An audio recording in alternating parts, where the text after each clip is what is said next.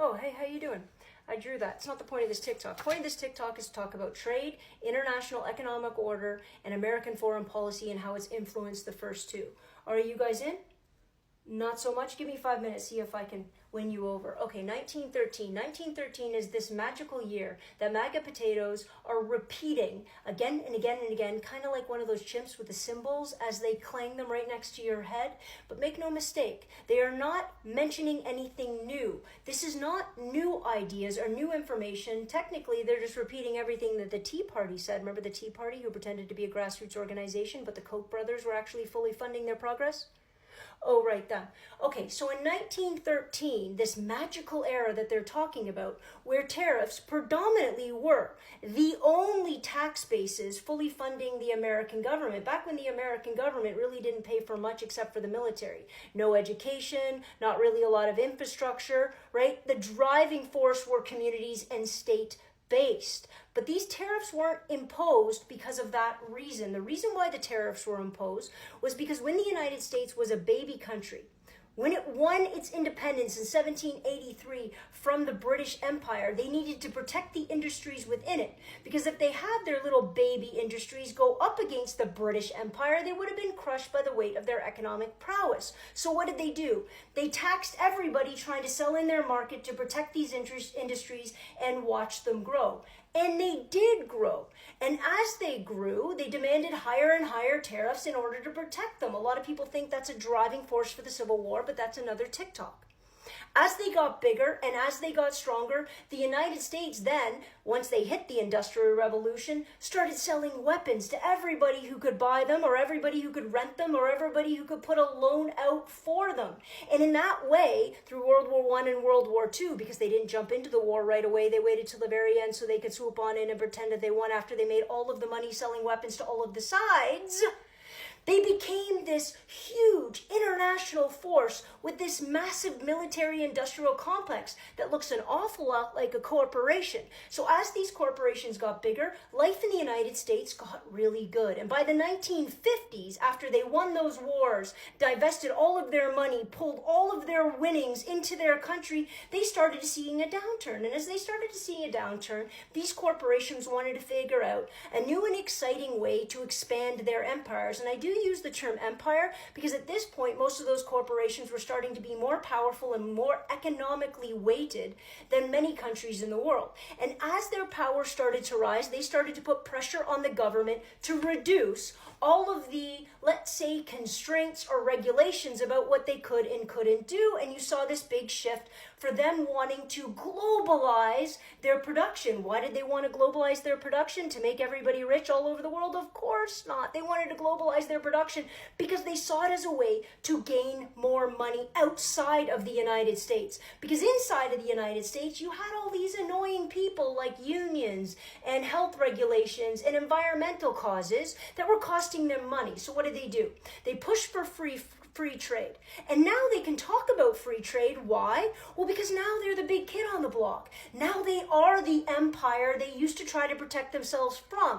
So when they push this agenda of free trade under the illusion that this should be the natural state of being, all these other countries tried to jump in and try to catch up to where the United States was. So corporations would pull up their manufacturing and put it in poor countries. Poverty profited the corporation.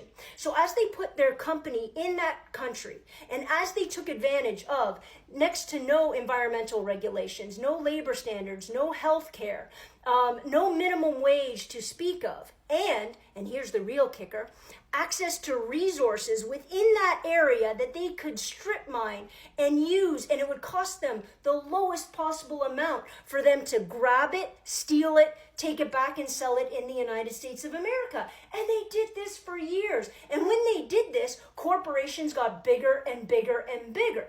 And now you have CF47 trying to figure out how to gain that power back, how to pull it back. Well, first he's going to start with a culture war because he has to tell the 77 million people who voted for him that there's an enemy out there.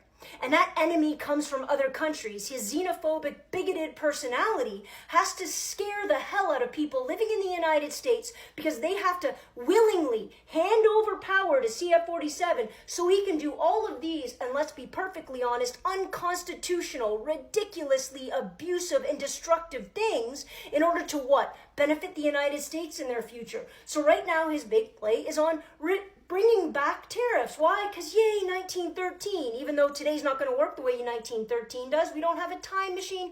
Nobody built the DeLorean. So he wants to reduce all these tariffs. So the first thing he's going to do is he's going to lie about the tariffs that other countries are putting on. So he raises them way up and says, don't worry, I'm going to protect you by putting only half the tariffs on them.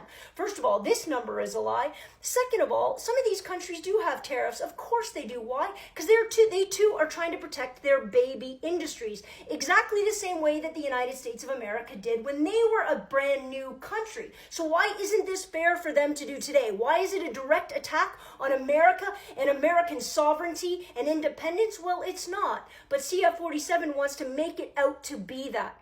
Because if he can convince you that they are the bad guy, you will hand over this power and he'll be able to do whatever he wants. Now, let's follow this through fruition, shall we? He wants to bring back manufacturing back to the United States. Why? Do you think that he's going to bring back manufacturing to the United States and have those corporations make more or less money tomorrow than they're making today? Come on now. There is a straight line for them making more money back in the United States. Here's how he's going to do it. He's going to destroy unions. He's already started. Why do you think he's firing so many civil servants? Why do you think he's destroying companies that already exist? He's going to destroy the unions, thereby destroying minimum wage, destroying benefits, destroying any sort of legal protection for the worker. He is going to get rid of healthcare and social security benefits. Because you want to know the real reason he wants to get rid of all of those things? Because the company has to pay into them too. It's costing the company money. And that's his primary candidate. That's his go-to guys. What the corporation wants. Even better, they've been denying environmental problems for years. No such thing as global warming. There's no such thing as climate change. Who cares? Want to know why he's doing that? Because it costs money. So he's going to bring back these corporations and he's going to attempt to consistently deregulate all environmental standards that we have up until this point in order to save money. Don't think he's still not going to take resources from all of the countries around the world. He's going to use his military strength in order to strong arm that to happen as well. And they're going to bring all of these back in the hopes of what?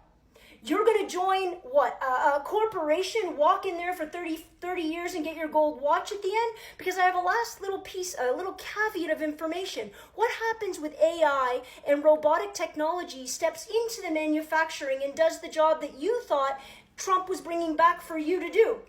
What happens then? He's taking away your education. He's taking away your versatility. You're heading straight for an iceberg, and the only person that has a lifeboat, them.